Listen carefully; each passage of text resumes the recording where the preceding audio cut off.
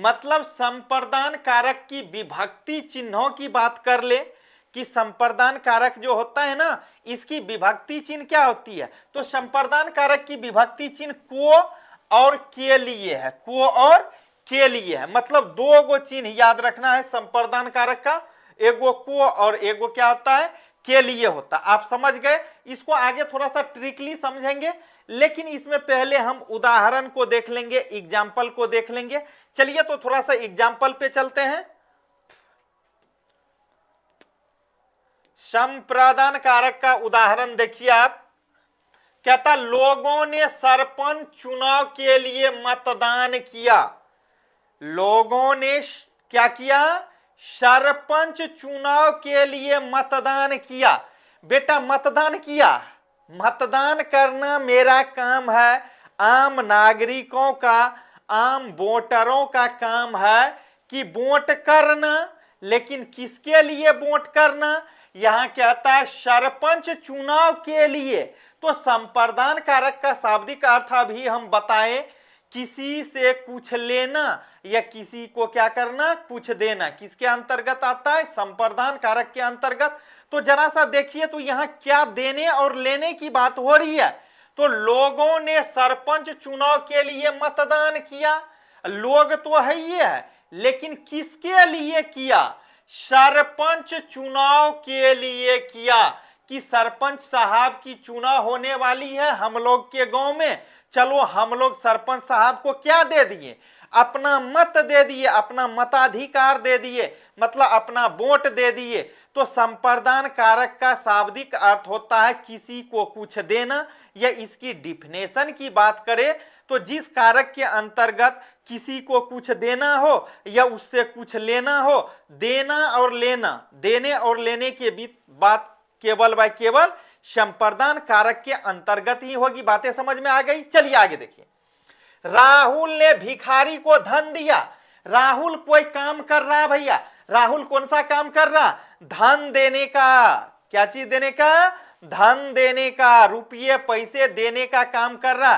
तो देने का काम होता है, देने और लेने का काम कौन सा कारक में होगा, संप्रदान कारक में होगा। तो आप समझ गए। चलिए आगे एग्जाम्पल पे आगे है, गरीबों को खाना दो। गरीबों को क्या करो, खाना दो। बहुत से गरीब लोग होते हैं हम लोग के पास, या आप लोग के गांव में भी गरीब लोग आ जाते हैं, कुछ भिक्षा दे दो बाबा, कुछ भिक्षा दे दो, ऐसे बोलते हैं। तो हम लोग उसको रुपये दे देते हैं। अगर भूखे होते हैं तो थोड़ा सा भोजन भी करवा देते हैं।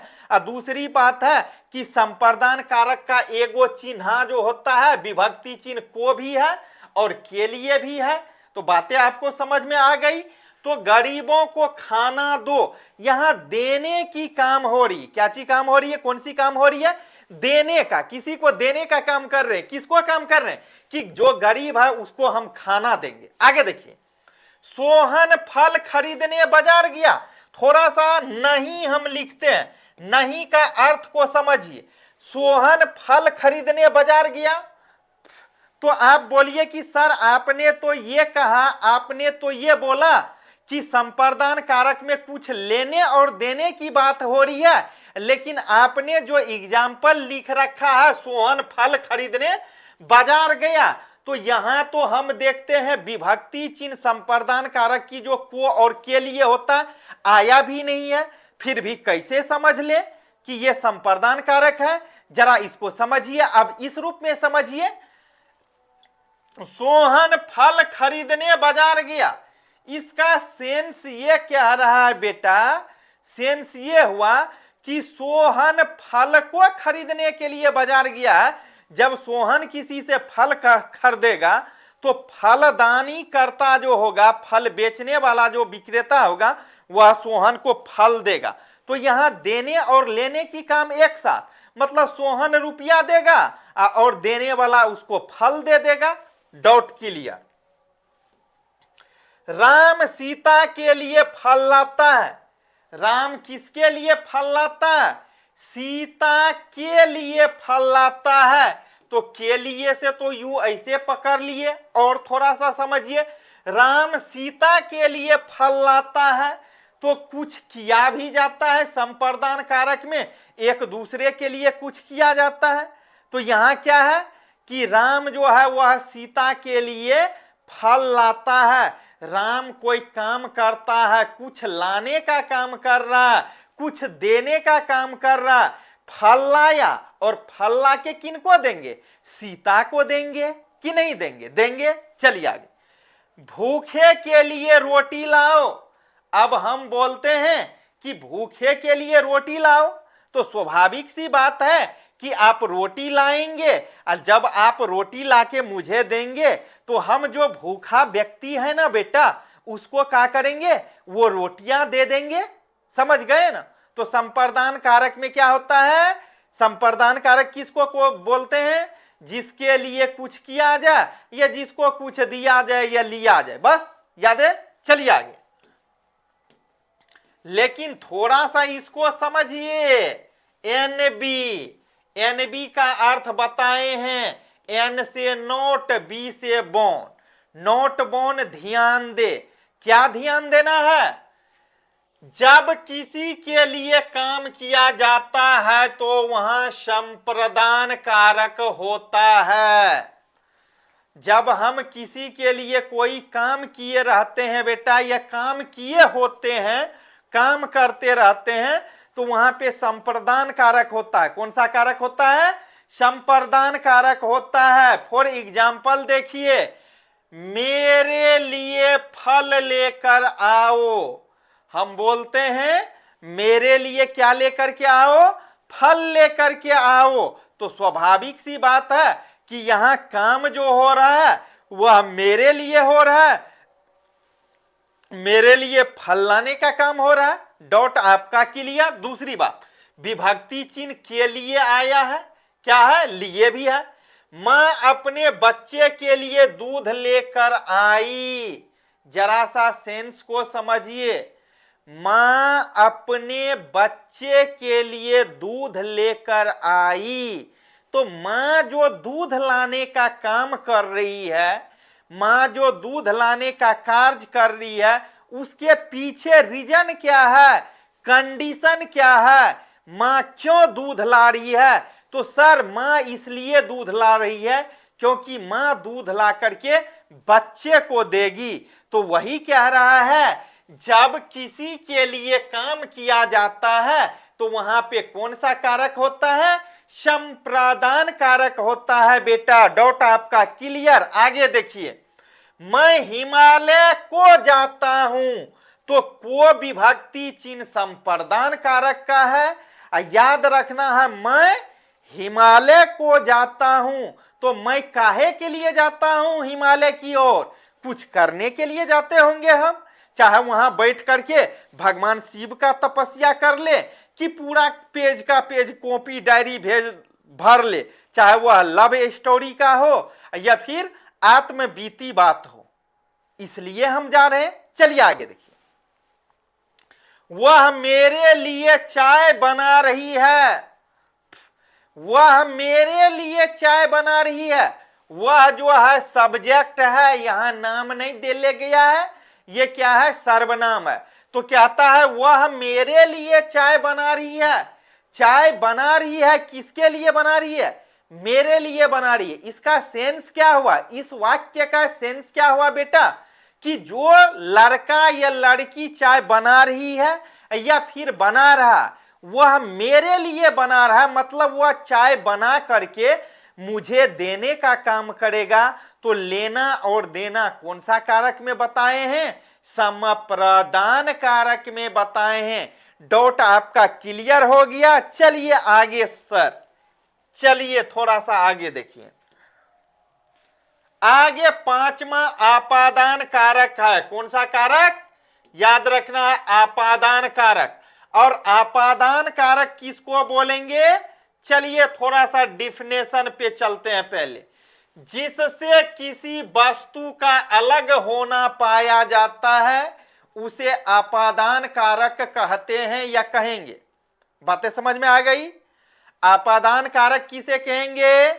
जिससे किसी वस्तु का अलग होना पाया जाता है और लगभग लगभग सबसे ज्यादा कॉम्पिटिटिव एग्जाम में जो पूछे जाते हैं बेटा क्वेश्चन, वह ज्यादातर यहीं से पूछे जाते हैं।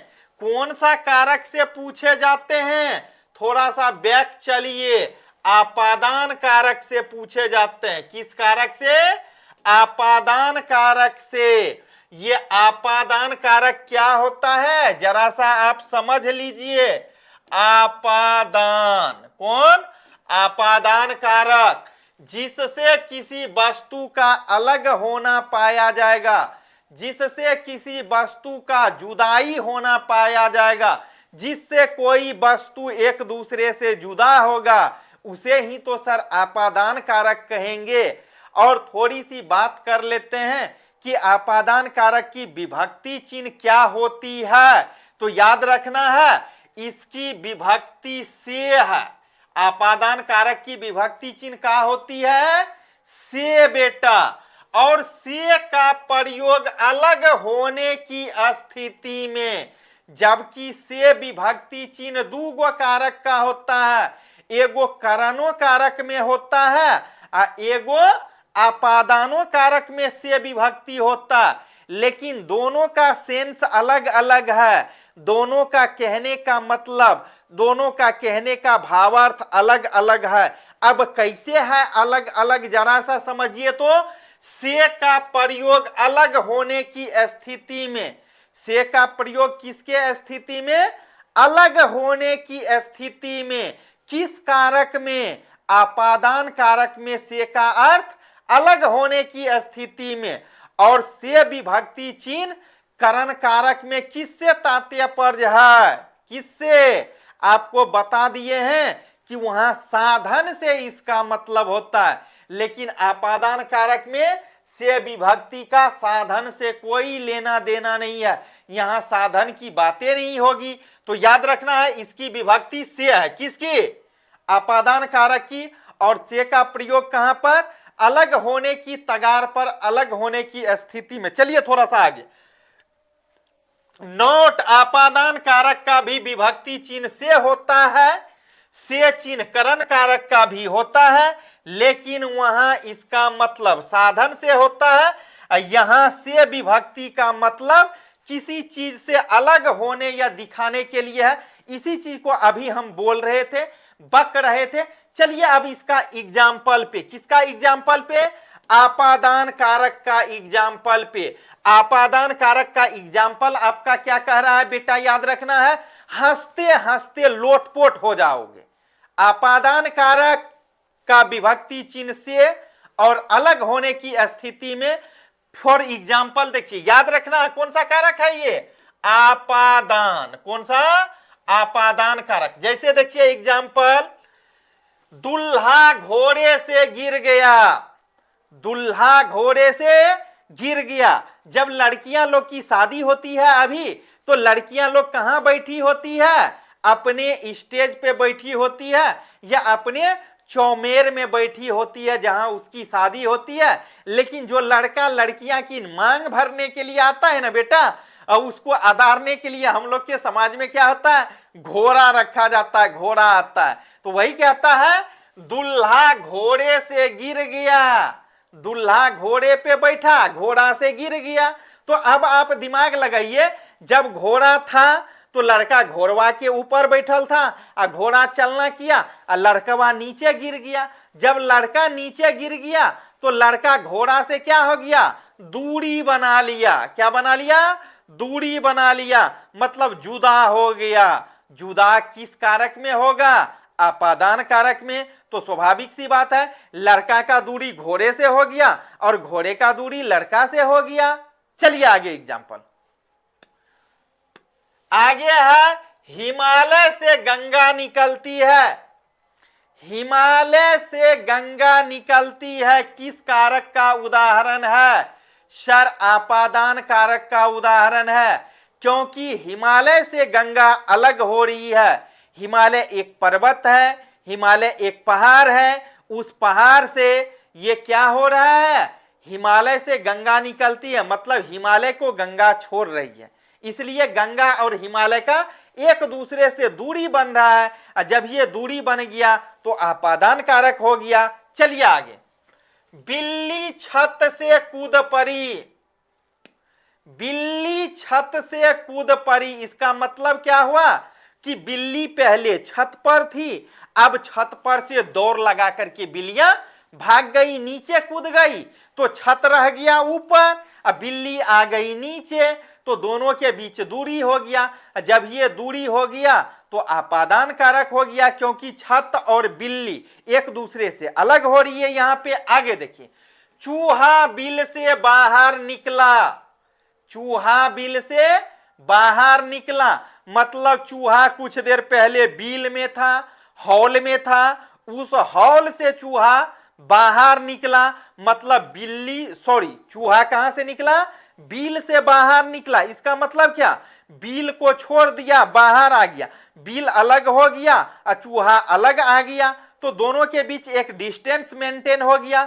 दोनों के बीच एक दूरी बन गई। और जब ये दूरी बना तो दूरी किस कारक में आएगा, आपादान कारक में जुदा होगा। आगे चलिए, पेड़ से आम नीचे गिर गया, पेड़ है, बहुत विशाल पेड़ है, बहुत विशाल पेड़ है, शाखा है, इसमें आम लटकल है, आम टूट करके डायरेक्ट क्या हो गया, नीचे गिर गया।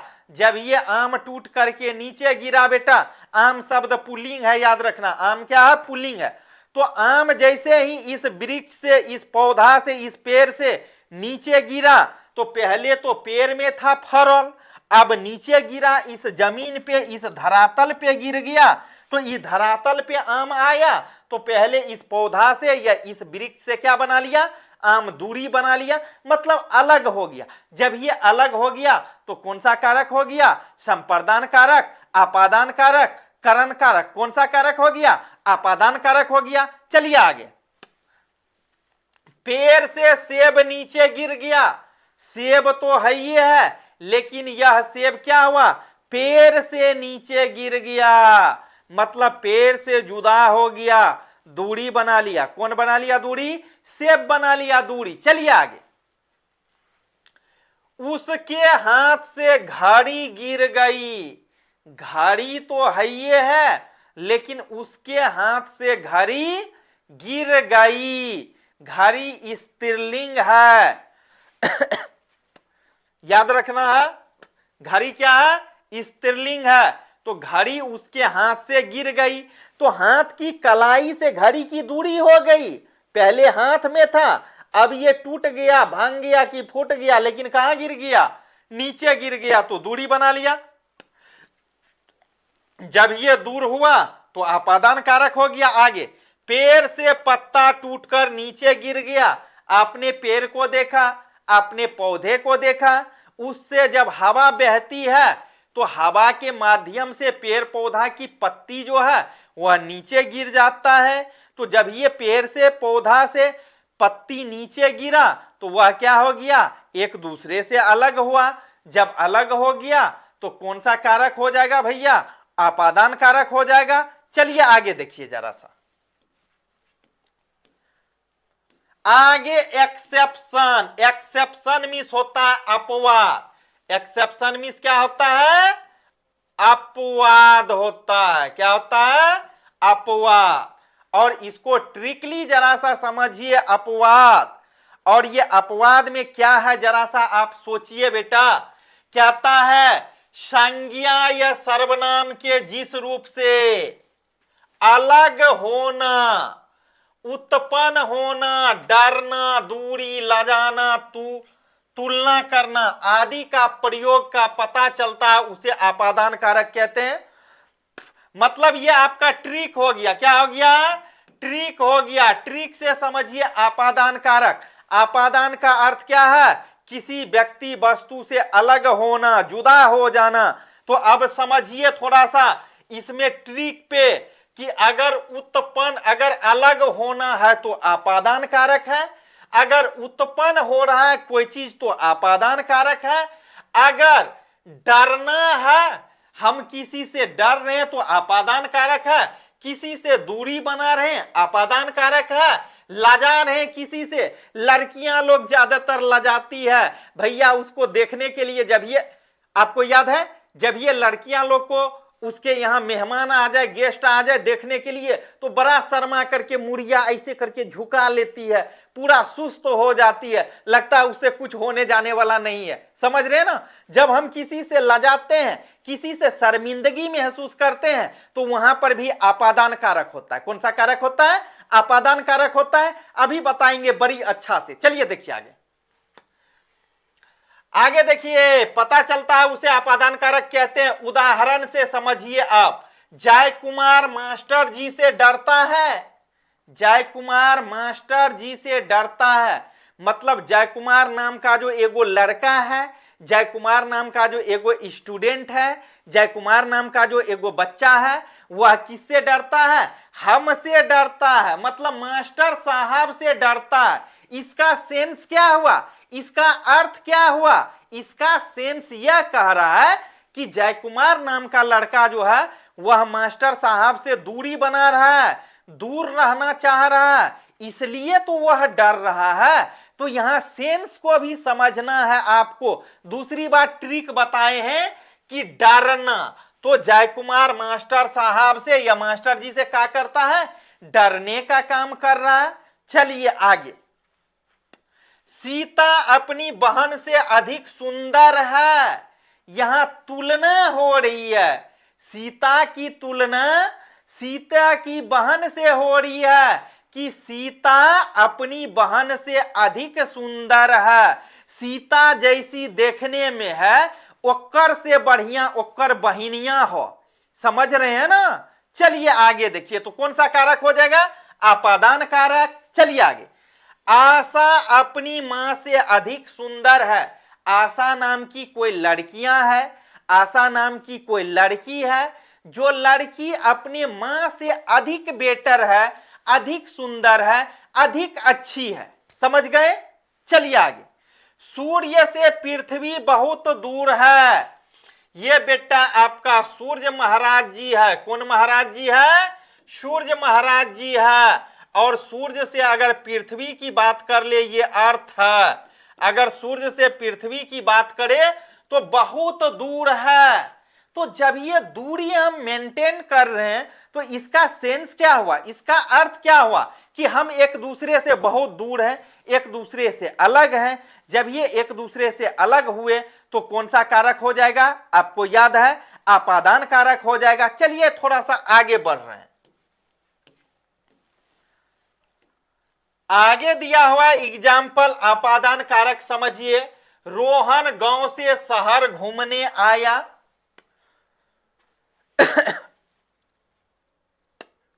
देखिए, रोहन गांव से शहर घूमने आया, इसका मतलब क्या हुआ?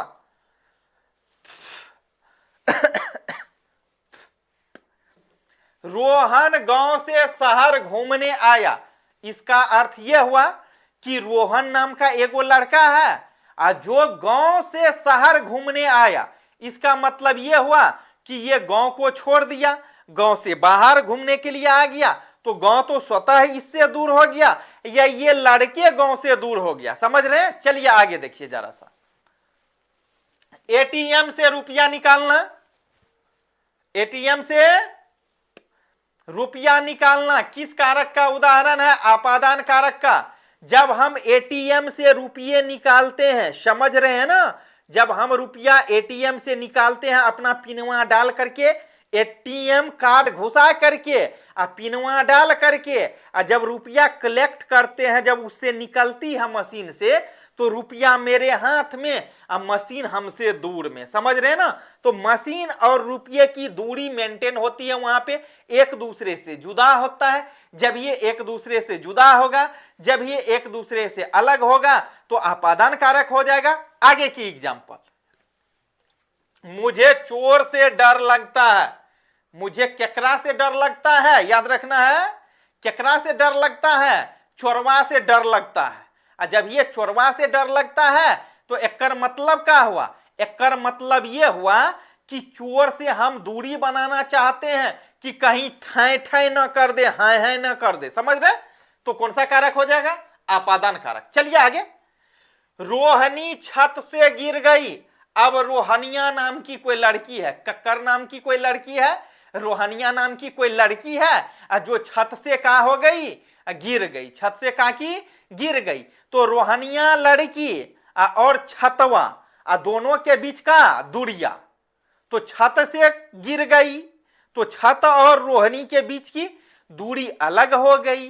तो जब ये दूरी बन गई, जब ये दूर हुआ, जब ये एक दूसर से अलग हुआ, तो कौन सा कारक हो जाएगा भैया? अपादान कारक हो जाएगा।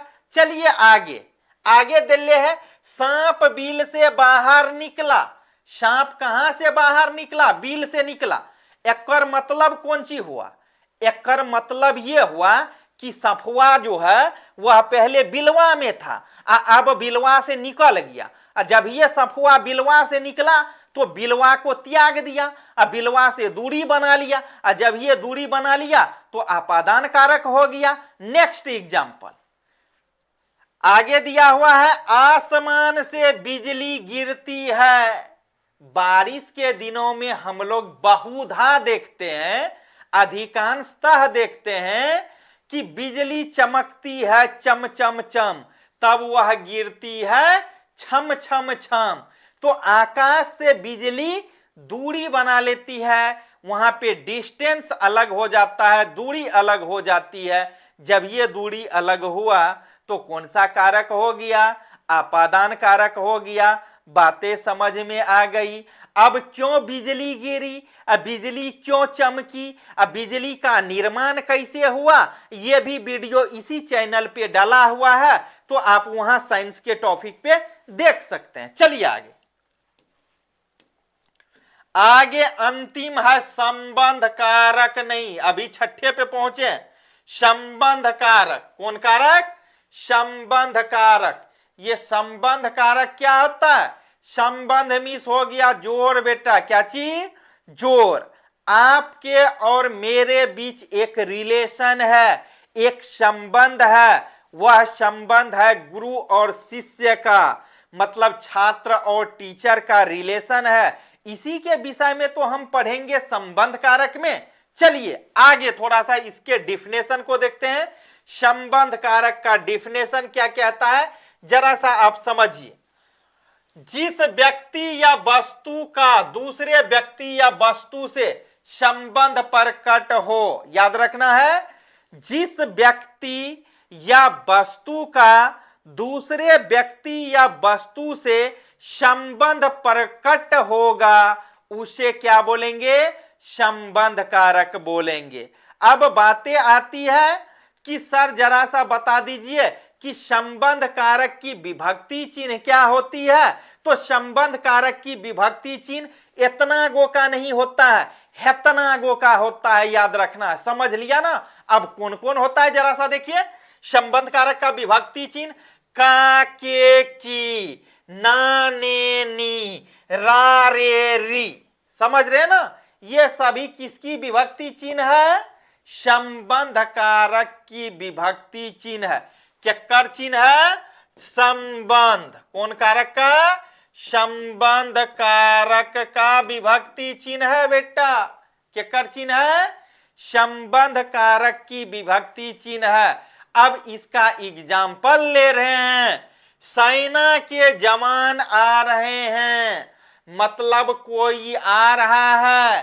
कोई कौन आ रहा है? सेना के जवान आ रहे हैं। तो सेना के जवान आ रहे हैं, के विभक्ति चिन्ह क्या होता है? संबंध कारक का होता है। आप पकड़ लिए, कोई दिक्कत नहीं है। दूसरी बात, जिस व्यक्ति या वस्तु का दूसरे व्यक्ति या वस्तु से संबंध प्रकट होता है उसे संबंधवाचक कारक कहते हैं। तो यहां तो सेना के जवान आ रहे हैं, जवान को किसका आ रहा? सेना का। तो जवान का संबंध सेना से, और सेना का संबंध यहां पर केकरा से है? जवान से है। समझ रहे हैं? आगे देखिए एग्जांपल। यह मोहन की पुस्तक है। यह मोहन का पुस्तक नहीं है, पुस्तक स्त्रीलिंग। यह क्या रहा? यह मोहन की पुस्तक है, मतलब ये जो पुस्तकवा है ये जो किताब है ये केकर किताब है? मोहन की किताब है। तो किताब से संबंध मोहन से है, ऐसे भी की आ गई। की विभक्ति चिन्ह कक्कर अभी बताए हैं, तो संबंध कारक का बताए हैं। चलिए आगे जरा सा। वह राम का बेटा है। बेटा है ये है, कौन सी है? बेटा है ये है, लेकिन कक्कर बेटा है? राम का बेटा है। बेटा का संबंध किससे? राम से। और राम का संबंध केकरा से? ओकर बेटा से। चलिए आगे देखिए। यह आशा की बहन है। बहन है ये है, लेकिन इस बहन का संबंध केकरा से है? आशा से है कि केकर बहन है? यह आशा की बहन है, तो बहन का संबंध आशा से, आशा की संबंध बहन से। तो संबंध साफ साफ दिख रहा है। जब साफ साफ संबंध दिख रहा है तो कौन सा कारक हो जाएगा? संबंधवाचक कारक हो जाएगा। समझ रहे ना? संबंध कारक होगा। चलिए आगे देखिए। आगे क्वेश्चन दे ले है। क्वेश्चन ये है, यह आशा की बहन है, ये हो गया। बच्चे का सिर दुख रहा है। बच्चे का सिर दुख रहा है। यहां का आया विभक्ति चिन्ह। का के की, रा रे री, मा में मी। ये केकर विभक्ति चिन्ह होता है? संबंध कारक का। तो यहां दिल्ले है, बच्चे का सिर दुख रहा है। सिर तो बच्चे का दुखिए रहा, लेकिन ओकर पीछे कारण का है? ओकर पीछे यही कारण है कि सिर दुख रहा है। केकर? बच्चे का सिर दुख रहा है। तो सिर से संबंध बच्चे का, अब बच्चे का संबंध सिर से। आगे देखिए। यह सुनील की पुस्तक है, यह किताब है। यह केकर किताब है? यह सुनील की किताब है। किताब तो है ये है, लेकिन इस किताब के साथ साथ संबंध क्या है कि किताब केकर है? सुनील की है। और सुनील की कौन सी है? तो किताब है। सुनील का संबंध किताब से, और किताब का संबंध यहां सुनील से स्पष्ट दिखता है। तो कौन सा कारक हो जाएगा? संबंधवाचक कारक हो जाएगा। आगे, राजा दशरथ के 4 बेटे थे। यहां होता भैया राजा, राजा लिखा गया है। राजा दशरथ के 4 बेटे थे, या राजा दशरथ के 4 पुत्र थे। 4 पुत्र से 4 बेटे से संबंध केकर है? राजा दशरथ के है। और राजा दशरथ से केकर संबंध है? 4 गो बेटा से संबंध है। चलो आगे देखो। यह मानव का घर है। घर तो है ये है, एगो मानव है। मानव का संबंध केकरा से है? घर से है। और घर के संबंध केकरा से है? मानव से है। तो ये दोनों का हो गया? एक दूसर के संबंध दिखा रहा है, तो संबंधवाचक कारक हो जाएगा। आगे देखो। वह दया का सागर है। सागर तो है ये है, लेकिन सागर में कौन सा सागर है? दया का सागर है। वह करुणा का सागर है। सागर का संबंध दया से, और दया का संबंध सागर से। तो यहां पे संबंधवाचक या संबंध कारक हो गया। आगे चलिए। आगे, कर्म की फांस कभी गलफांस नहीं होती जनाब। याद रखना है, कर्म की फांस कभी गलफांस नहीं होती जनाब। कौन सा कारक? संबंध कारक। क्यों? इसलिए कह रहा कर्म की फांसी कभी गलफांस नहीं होती। मतलब जिस तरह की कर्म करेंगे उस तरह से भरना होगा। तो यहां कर्म से भरने का हो रहा है, संबंध है। तो इसलिए कहता है कर्म की फांसी कभी गलफांस नहीं होती जनाब। मतलब जैसे कर्म करेंगे वैसे आपको भुगतना ही होगा। 100% नहीं, 1000% भुगतना होगा। चलिए आगे देखिए।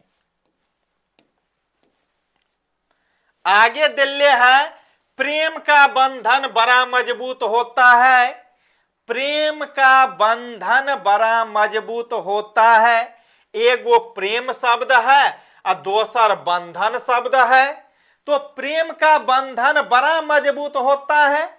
जब हम एक दूसर से प्रेम करेंगे तबे ना बंधन मजबूत होगा। जब हमरा से एक दोसर प्रेमे नहीं करेगी तो संबंध कैसे मजबूत होगा? नहीं हो सकता। या हम जब तक एक दूसरे से प्रेम नहीं करें तब तक प्रेम की बंधन जो है वह मजबूत हो ही नहीं सकती है। तो याद रखना है, प्रेम का संबंध बंधन से, अब बंधन का समय संबंध प्रेम से, तो कौन सा कारक हो जाएगा? ये संबंधवाचक या संबंध कारक हो जाएगा। बातें समझ में आ गई? नेक्स्ट आगे चलिए। और सातवां कारक जो है आपका अधिकरण कारक है। थोड़ा अच्छा से देखिए हेडिंग को, कौन सा कारक है? अधिकरण कारक है। ये अधिकरण कारक क्या कहेंगे आप? अधिकरण कारक किसको बोलेंगे? तो अधिकरण कारक में बताए हैं बेटा, आपको याद रखना है कि अधिकरण कारक में क्रिया के आधार का ज्ञान होता है। किसके आधार का ज्ञान होता है? क्रिया के आधार का ज्ञान होता है। और ये बेटा क्रिया क्या होता है? क्रिया वह होता है या वह शब्द होता है जिससे किसी काम के करने या होने का पता चलता है, उसे क्रिया कहते हैं। तो यहाँ क्रिया के आधार का पता चलेगा कि क्रिया का आधार क्या है, काम का आधार क्या है। तो थोड़ा सा डिफिनेशन पे भागते हैं, अधिकरण कारक के डिफिनेशन पे चलते हैं आपको लेकर के। जरा सा देखिए, यह कहता है शब्द के जिस रूप से क्रिया का आधार या क्रिया के आधार का ज्ञान होता है या क्रिया के आधार का पता चलता है, उसे अधिकरण कारक कहते हैं। और अधिकरण कारक की विभक्ति चिन्हों की बात कर ले बेटा, किसकी? अधिकरण कारक की विभक्ति चिन्हों की बात कर ले तो इसकी विभक्ति चिन्ह में और पर माना जाता है। अधिकरण कारक की विभक्ति चिन्ह दुइये गो, एगो याद रखना है में होता है और एगो पर होता है। यही तो अधिकरण कारक है। में और पर क्या है? अधिकरण कारक है। कौन कारक है? अधिकरण कारक है। अब चलिए थोड़ा सा ट्रिक पे चलते हैं। किस पे चलते हैं? ट्रिक पे, TRIC के ट्रिक पे चलते हैं बेटा। एनबी का मतलब बताए हैं, ध्यान दे, आपको ध्यान से सुनना है और बिल्कुल एक बार में याद होगा। कौन सा कारक? अधिकरण कारक। अगर कोई वाक्य दे ले है, उस वाक्य में भीतर सिर्फ मिल जाए, उस वाक्य में अंदर अगर मिल जाए, उस वाक्य में ऊपर मिल जाएगा, बीच मिल जाएगा, आदि शब्दों का प्रयोग इन कारक में किया जाता है। किन कारक में? अधिकरण कारक में। याद रखना है, फिर से एक बार इस चीज पे दोहराइए नजर। भीतर, अंदर, ऊपर, बीच आदि शब्दों का प्रयोग कौन सा कारक में करेंगे? अधिकरण कारक में करेंगे। और अधिकरण कारक से हमें क्या ज्ञान मिलती है? अधिकरण कारक में किसी को हमें मेमोरी में भर करके रखना होता है, क्रिया के आधार को भर करके रखना होता है। समझ गए? चलिए थोड़ा सा एग्जाम्पल पे लेकर के चलते हैं। ठाई ठाई मार दीजिए तो देखिए, राहुल छत पर खेलता है। पर विभक्ति किसकी बताएं अभी? अधिकरण कारक। कौन कारक? अधिकरण कारक हो जाएगा बेटा। तो राहुल छत पर खेलता है, खेलने का काम, खेलना शब्द क्रिया है। खेलना शब्द क्या है? क्रिया है, क्योंकि यहां क्या हो रहा है? काम हो रहा है। कौन सा काम हो रहा है? खेलने का। तो वही कहता है राहुल छत पर खेलता है। खेलना क्या हुआ? ये खेल रहा है, क्रिया हो गया, लेकिन छत पर खेल रहा है। क्रिया का आधार क्या है? छत है। क्रिया का आधार क्या है? छत है। जहां खेल रहा है वही तो क्रिया का आधार है। तो जब ये क्रिया का आधार मिल जाएगा तो कौन सा कारक हो जाएगा? अधिकरण कारक हो जाएगा। और अधिकरण कारक का विभक्ति चिन्ह जो होता है वह पर होता है। तो पर भी स्पष्ट रूप से दिख रहा है। चलिए आगे दूसरा एग्जांपल। सुरेश मैदान में खेल रहा है। खेलना, खेल रहा है, ये क्या है? क्रिया। लेकिन खेल तो रहा है, लेकिन ये लड़का कहां पे खेल रहा है?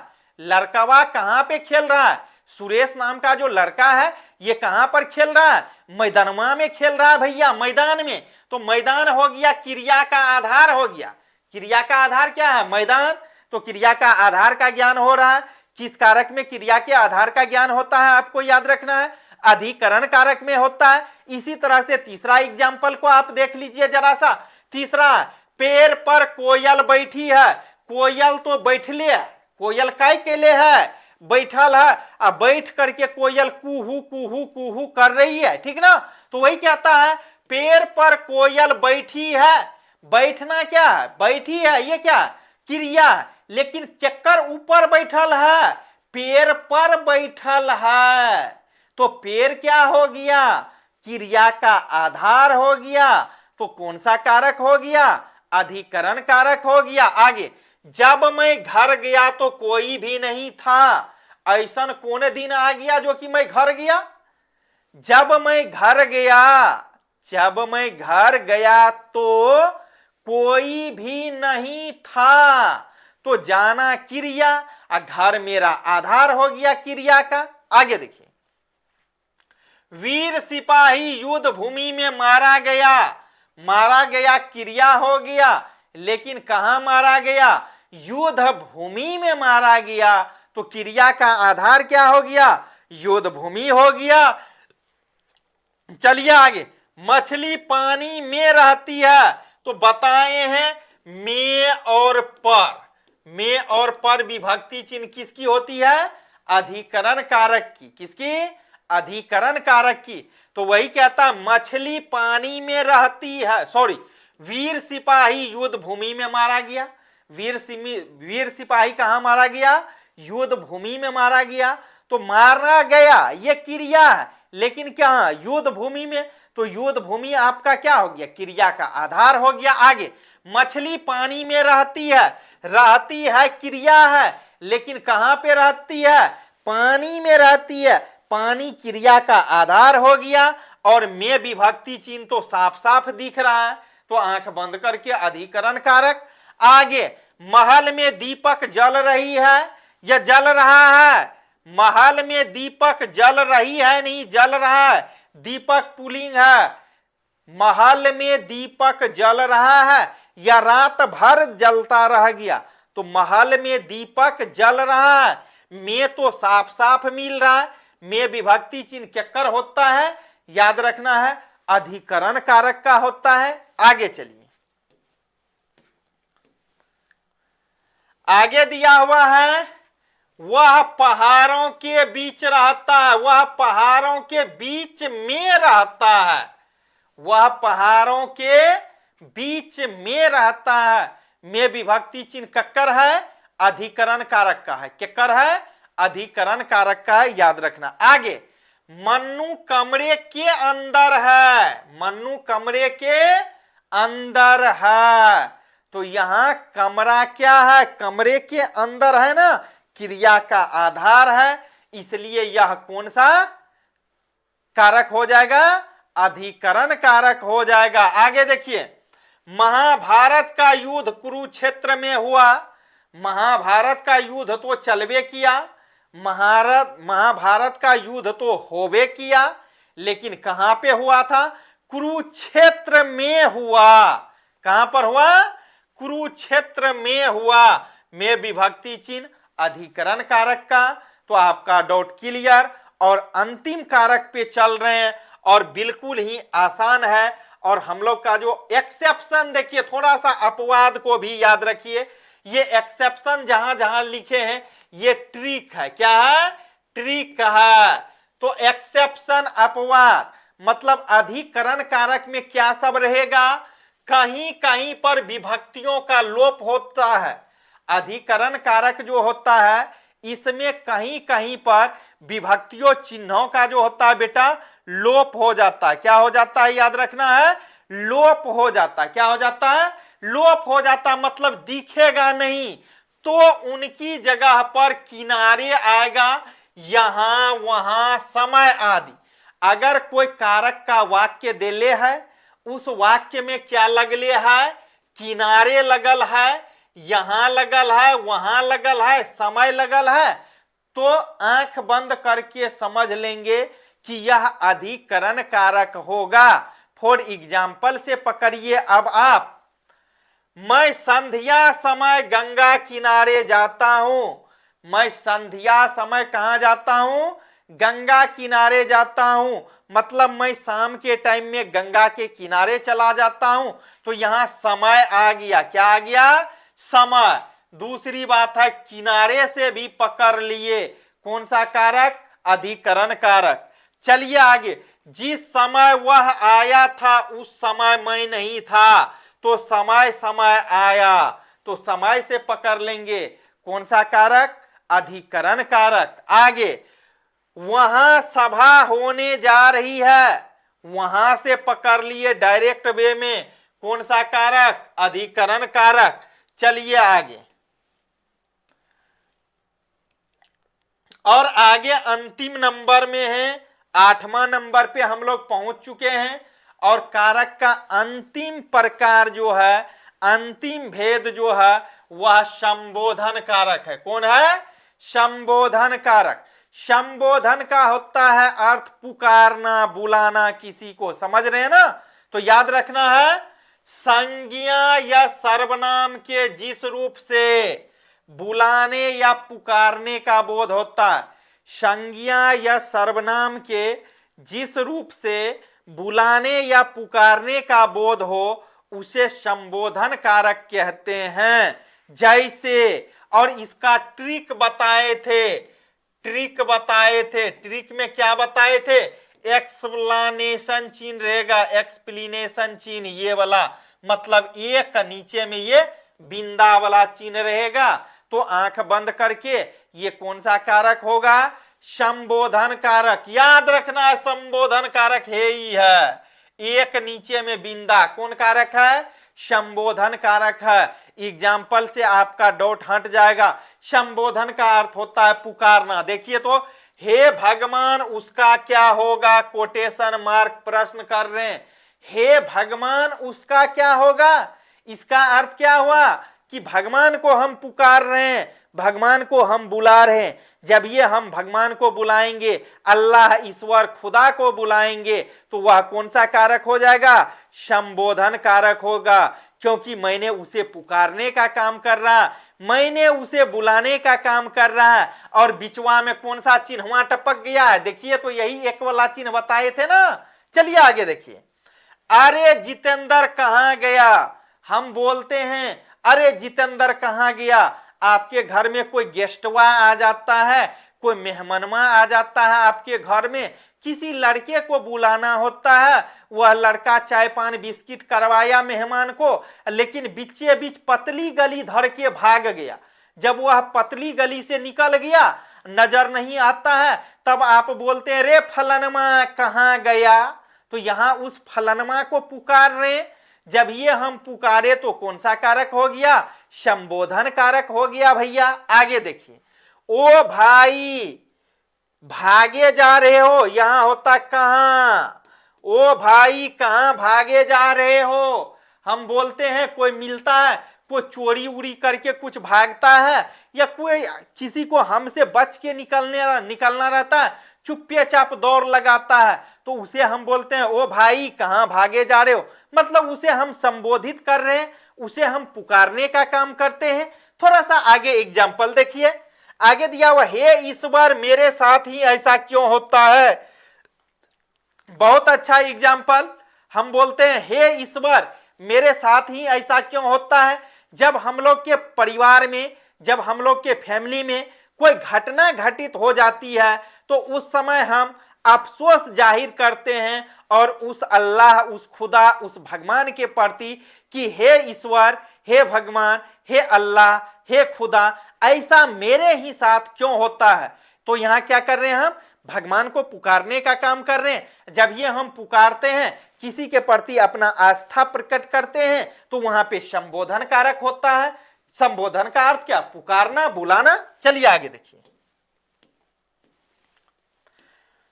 आगे दिया हुआ है, आगे एग्जाम्पल है, अरे तुम इतनी जल्दी कैसे आए? हम लोग बात करते होते हैं घर में, चुप्पे चाप बात करते होते हैं, मोबाइलवा पे बात करते हैं, कोई आ जाता है तो हम लोग बोलते हैं, अरे तुम कहाँ था, तुम इतना जल्दी कैसे आ गया? बात करने के चक्कर में छोरवा को भेज देते हैं चॉकलेटवा के लिए, लेकिन जब वो छोरवा आ जाता है तो बोलते हैं, अरे तुम इतना जल्दी कैसे आ गया? बोलते हैं। तो ऐसा किस में फीलिंग होता है? कौन सा कारक में ऐसा महसूस होता है? तो भैया संबंध कारक में नहीं, किस में? संबोधन में। चलिए आगे, हे अर्जुन तुम्हें यह काम अवश्य करना होगा। भगवान श्री कृष्ण कहते हैं, सभी भगवानों के भगवान, राजाओं के राजा, महाधीश भगवान श्री कृष्ण कहते हैं, हे अर्जुन तुम्हें यह काम करना होगा। तुम जो ये लोभ मोह माया में है कि ये मेरा भाई है, ये मेरा चचा है, ये मेरे दादा हैं, ये मेरे बहन हैं, ये मेरे माँ है, ये दुनिया पहले से नश्वर है, ये पहले से मरा हुआ है, तुम इस मोह माया में मत पड़ो। तुम क्या करो, युद्ध क्षेत्र में, युद्ध भूमि में अपने बाण से एक दूसरे को चीर डालो। ये भगवान श्री कृष्ण कहते हैं अर्जुन से। तो वही एग्जाम्पल फिर से देखिए, हे अर्जुन, मतलब भगवान श्री कृष्ण अर्जुन से कह रहे हैं, हे अर्जुन तुम्हें यह काम अवश्य करना चाहिए। पुकार रहे हैं किसको, अर्जुन को बुलाने का काम कर रहा है, यह काम हो रहा है। तो कौन सा कारक, संबोधन कारक। आगे, आजी सुनते हो का, हम लोग ज्यादातर ये वर्ड का यूज करते हैं इस वाक्य का, आजी सुनते हो का, काना किसमें, कन्या और बीबी में, समझ रहे हैं ना, दुल्हा और दुल्हन में ज्यादातर ये बातें चलती है, आजी सुनते हो का, कहाँ गए। तो लड़कियां का तो अधिक राज चलती है, चलते रहता है इस पे। जब ये दुल्हा कहाँ गया तो आजी कहाँ गए थे, तो जी हजूर करने में लड़कवा लग जाता है। ऐसा आप लोग को नहीं करना है। तो देखिए, अजी सुनते हो का, ऐसा बोलते हैं, अजी सुनते हो क्या। इसका मतलब क्या, हमारा जो हस्बैंड है, हमारा जो दूल्हा है, उसको बोल रहे हैं कहाँ गए जी, तो उसको तो कोई पता नहीं कहाँ गए। चलिए देखिए, अरे राम बहुत बुरा हुआ। अब भगवान राम को, ऐसे राम भगवान नहीं था जान लीजिए, फिर भी राम को पुकार रहे हैं, अरे राम, क्या बोल रहे हैं, अरे राम बहुत बुरा हुआ। राम क्या था, राम एक मर्यादा पुरुषोत्तम पुरुष था, समझ रहे हैं ना, मतलब पुरुषों में एक उत्तम व्यक्ति था, अच्छा व्यक्ति था, समझ रहे हैं। तो क्या रहा, अरे राम बहुत बुरा हुआ। ऐसा हम लोग के साथ अक्सर होता है, हम लोग ऐसा अक्सर देखते हैं जब हम लोग कहीं यात्रा करते हैं, कहीं हम लोग ट्रेवलिंग में होते हैं, कहीं हम लोग गुजरते रहते हैं, कोई हादसा हो जाती है, कोई आप बीती बातें हो जाती है अचानक, तो बोलते हैं अरे राम बहुत बुरा हुआ, कुछ इस टाइप का सुनते हैं तो हम राम को पुकारने लगते हैं। तो पुकारने का मतलब क्या, संबोधित किसी को कर रहे हैं। जब ये हम संबोधित किए तो संबोधन कारक हो गया। आगे देखिए, अरे बच्चों शोर मत करो। हम लोग पढ़ाते रहते हैं, बोलते हैं अरे बचवा सब हलवा जरा सा मत कर, हल्ला मत कर, शोरगुल मत कर। तो मैंने पुकारा, मैंने चिल्लाया और जोर से बोल दिया, जोर से पुकार दिया कि अरे शोरगुल मत करो। मतलब उस बच्चे को हम पुकार रहे हैं, उस बच्चे को बोल रहे हैं कि तुम शोरगुल मत करो, जो बच्चे मेरे आंखों के सामने है। चलिए आगे देखिए, हे ईश्वर इन सभी नादानों की रक्षा करना। जब छोटे छोटे बच्चे गलती कर बैठते हैं, ऐसा देखा गया है, बहुधा होता है, जब छोटे छोटे बच्चे गलती कर जाते हैं तो उनके माता पिता बोलते हैं हे भगवान, हे ईश्वर इन सभी नादानों की रक्षा करना। क्योंकि ये छोटा बच्चा है, नाबोध है, ना समझदार है, इसलिए ये समझ नहीं पाया, आपको उखाड़ के फेंक दिया। मतलब भगवान के विषय में टीका टिप्पणी कर दिया या कुछ गलत बोल दिया, तो इसलिए उनकी मम्मी पापा माता पिता बोलते हैं हे भगवान इन नादानों की रक्षा करना, भलाई करना, क्योंकि ये नाबोध है। तो भगवान को उनके माता पिता पुकार रहे हैं। जब ये पुकारा, जब ये बुलाया, तो संबंधवाचक कारक नहीं होके क्या हो गया, संबोधन कारक हो गया। चलिए आगे एग्जाम्पल, आगे एग्जाम्पल है, देखिए आगे एग्जाम्पल दे ले है, अरे यह इतना बड़ा हो गया।